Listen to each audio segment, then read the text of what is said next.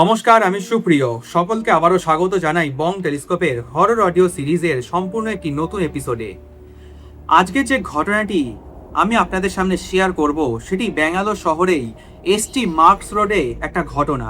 ব্যাঙ্গালোর শহরে ST marks রোডের এক কোণে একটা ছোট্ট পুরনো ভিলা দাঁড়িয়ে রয়েছে।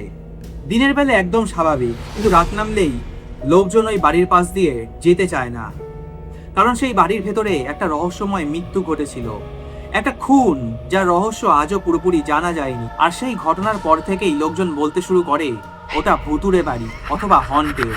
আজকের এই এপিসোডে আমরা জানবো সেই পুরনো বাড়ির গল্প, সেই রাত, সেই খুন, আর তারপর কি কি ঘটেছিল।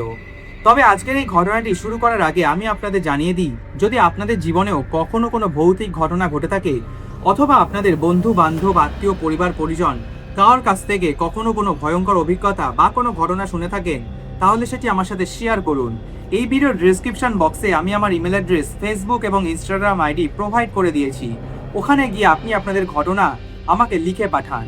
আপনারা যত বেশি ঘটনা পাঠাবেন তত বেশি ঘটনা আমি আপনাদের সামনে তুলে ধরতে পারবো। তাই আর বেশি দেরি না করে এখনই ঘটনা লিখে পাঠান। ফিরে আসা যাক আজকের এই ভয়ঙ্কর সত্যি ভৌতিক ঘটনাটিতে। সময়টা ছিল 1999 সালের শেষ দিক। এসটি মার্কস রোড শহরের মাঝখানে একসময় দাঁড়িয়েছিল একটা পুরনো ভিলা। লোকজন এটাকে বলতো বাস ভিলা। এই বাড়িতে থাকতেন একজন বিজনেসম্যান, অথবা কিছু রিপোর্টে বলা হয়েছে এল্ডার রেসিডেন্ট। বাড়িটা একদম সাধারণ, বড় গেট, পুরনো দেওয়াল, মরচে পড়া জানলা এবং ধুলো। কেউ বুঝতেই পারতো না এই বাড়ির ভেতরে একটা রহস্যময় ভয়ঙ্কর ইতিহাস লুকিয়ে আছে। ব্যাঙ্গালোরের এক গভীর রাত, বাইরে হালকা বৃষ্টি, বাড়ির ভেতরে একা একজন মানুষ। হঠাৎই মাঝরাতে একটা শব্দ, দরজাটা নড়ে ওঠে। ভদ্রলোক উঠে দাঁড়ায়, ধীরে ধীরে এগিয়ে যায়। ঠিক তারপরে একটা বিকট চিৎকার, সবকিছু থমকে যায়। পরের দিন সকালে যখন পেপারওয়ালা বা দুধওয়ালা দরজাটি ঠকঠক করেও কোনো শব্দ পাচ্ছিলেন না, তখন আশেপাশের প্রতিবেশীকে জানায়। পুলিশ আসে, তারপর দরজাটিকে ভাঙা হয়। দরজাটি ভেঙে দেখা যায় ভেতরে রক্ত, আর মেঝেতে পড়ে রয়েছে সেই ভদ্রলোকের নিথর দেহ, মুখে ভয়ের ছাপ, কিন্তু খুনি কোথাও নেই, না কোনো প্রমাণও পাওয়া গেছে। এই বাড়ির ভেতরেই তাকে নৃশংসভাবে খুন করা হয়। দেহ পাওয়া যায় বাড়ির ভেতরে, মার্ডার মোটিভও পরিষ্কার নয়। পুলিশ তদন্ত করে, কিন্তু কেসটা পুরোপুরি ক্লিয়ার হয়নি। কিছুদিনের মধ্যেই সিল করে দেওয়া হয়। বাড়িটা সম্পূর্ণ ফাঁকা, দরজাটাও বন্ধ। আর তারপর থেকেই এলাকাবাসী বলতে শুরু করে ওখানে কিছু একটা আছে। কিছুদিন পর একজন সিকিউরিটি গার্ড রাতে পাহারা দিচ্ছিলেন। হঠাৎ সে ওই বাড়ির জানলার দিকে তাকায়। তার মনে হলো জানলার ওপারে ভেতরে কেউ দাঁড়িয়ে রয়েছে। সিকিউরিটি গার্ডটি ভয় পেয়ে যায়, তারপর সে দৌড়ে পালিয়ে যায়। আর এরপর থেকে ছড়িয়ে পড়ে একের পর এক ভয়ঙ্কর ঘটনা। সিকিউরিটি গার্ডটি বলেছিল, এই বাড়িটা তো ফাঁকা, ভেতরে তো কেউ থাকার কথা না, তাহলে অত রাতে ওটি আমি কাকে দেখলাম। আর এরপরে একটার পর একটা ঘটনা ঘটতে শুরু করে। রাতের বেলা পায়ে হাঁটা চলার শব্দ, দরজা বন্ধ হয়ে যাওয়ার আওয়াজ। এলাকাবাসীরা বলতে থাকে, আমি স্পষ্ট শুনেছি কেউ হাঁটছিল, কিন্তু মনে হচ্ছে ভেতরে কেউ নেই। আর এই ঘটনাটি সত্য বা মিথ্যা কিনা তা জানার জন্য কয়েকটি ছেলে একটি চ্যালেঞ্জ নেয়, এক রাতে পুরো ওই বাড়িটিতে থাকবে। কিছু না ভেবেই গভীর অন্ধকারে তারা রাত্রেবেলায় ভেতরে ঢুকে পড়ল। হঠাৎই তাদের মনে হলো ভেতরটা অদ্ভুতভাবে ঠান্ডা, শ্বাস নিতে কষ্ট হচ্ছে।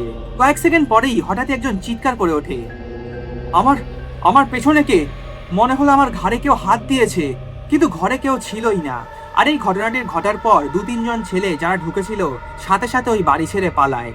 ঘটনাগুলি পরপর চলতেই থাকে এবং বাড়িটিকে ভৌতিক বা হন্টেড বলা হয়।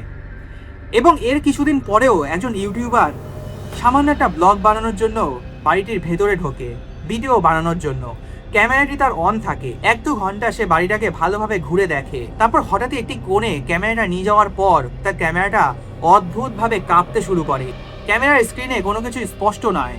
হঠাৎই দেখা যায় একটা কালো ছায়া দ্রুত গতিতে এপার থেকে ওপার সেট করে সরে যায়। আর ঠিক তখনই ক্যামেরার ভিডিওটা বন্ধ হয়ে যায়। ছেলেটি ভয় পেয়ে আর কিছু বুঝতে না পেরে তখনই বেরিয়ে যায়। আর এসব ঘটনাগুলির পর থেকে লোকমুখে ছড়িয়ে পড়ে ওটা ভুতুড়ে ভিলা বা হন্টেড হাউস। এবং এটি ঘটার পর কোনো লোকই বা কোনো এলাকাবাসী ওই ভিলার ভেতরে ঢোকার আজ অব্দি সাহস পায়নি। বাস ভিলার আগের মতো নেই, সময় বদলেছে, কিন্তু যারা ওই বাস ভিলার পাশ দিয়ে যায় তারা এখনো বলে ওই বাড়ির পাশ দিয়ে গেলে শরীরটা খারাপ লাগে, মাথাটা ভার হয়ে আসে, শরীরে ঘাম হয়, অদ্ভুত একটা অস্বস্তি কাজ করে। হয়তো যিনি খুন হয়েছিলেন তার অতিরিক্ত প্রেতাত্মা আজও এই বাসভিলার ভেতরেই বন্দি আছে। আপনাদের কি মনে হয়? আমার মনে হয় সেই অতিরিক্ত আত্মাটি মুক্তির পথ এখনো খুঁজে চলেছে। বাসভিলা শুধুমাত্র একটা বাড়ি না, এটা একটা অন্ধকার স্মৃতি যেটা আজও শেষ হয়নি। মৃত্যুর পর হয়তো সেই আত্মা বা এনার্জি হয়তো মুক্তির পথ খুঁজছে, বা কোথাও না কোথাও ওই বাড়ির ভেতরেই স্টাক হয়ে রয়েছে। সে হয়তো মুক্তি খুঁজছে, কিন্তু হয়তো এখনো মুক্তির রাস্তাটা সে পাচ্ছে না। আপনাদের কি মনে হয়? কমেন্ট করে জানান আপনাদের মতামত। আর এই ছিল ব্যাঙ্গালোরের রহস্যময় বাসভিলার ঘটনা। আজকের এই সত্যি ভৌতিক জায়গার ঘটনাটি ভালো লাগলে অবশ্যই শেয়ার করুন আপনাদের আত্মীয় স্বজন, পরিবার, বন্ধু বান্ধবদের সাথে। কারণ কে জানে, হয়তো আপনাদেরই কোনো বন্ধু বান্ধব অজান্তেই দাঁড়িয়ে পড়বে এরকমই কোনো একটা হন্টেড পুরনো ভিলা বা কোনো একটা ভুতুড়ে বাড়ির সামনে। আপনাদের জীবনেও যদি কখনো কোনো ভৌতিক ঘটনা ঘটে থাকে, বা আপনাদের বন্ধু বান্ধব অথবা আত্মীয় স্বজনের কাছ থেকে কখনো কোনো ভৌতিক ঘটনা শুনে থাকেন, তাহলে সেটি অবশ্যই আমার সাথে শেয়ার করুন। এই ভিডিও ডেসক্রিপশন বক্সে আমি আমার ইমেল অ্যাড্রেস, ফেসবুক এবং ইনস্টাগ্রাম আইডি প্রোভাইড করে দিয়েছি। ওখানে গিয়ে আপনি আপনাদের ঘটনা আমাকে লিখে পাঠান। আপনারা যত বেশি ঘটনা পাঠাবেন তত বেশি ঘটনা আমি আপনাদের সামনে শেয়ার করতে পারবো। তাই আর বেশি দেরি না করে এখনই ঘটনা লিখে পাঠান। আর আজকের ঘটনাটি কেমন লাগলো অবশ্যই কমেন্ট করে কিন্তু জানাবেন। আর এরকমই আরো অজানা রহস্যময় ভৌতিক কাহিনী, নানা রকমের ভৌতিক এলাকার ঘটনা এইসব জানতে গেলে অবশ্যই সাবস্ক্রাইব করতে হবে বং টেলিস্কোপ চ্যানেলটিকে। কারণ পরের এপিসোডে আমরা আনবো এমন এক ঘটনা, যেই ঘটনাটি হয়তো আপনাদের বাড়ির খুব সামনেরই একটি ঘটনা। তাই সাবস্ক্রাইব করে পাশে থাকা বেল আইকনটি প্রেস করে রাখুন, যাতে পরের ভিডিওর নোটিফিকেশনটা সবার আগে আপনাদের মোবাইলে এসে পৌঁছায়। খুব শীঘ্রই দেখা হবে নেক্সট একটি এপিসোডে। ভালো থাকবেন এবং সুস্থ থাকবেন।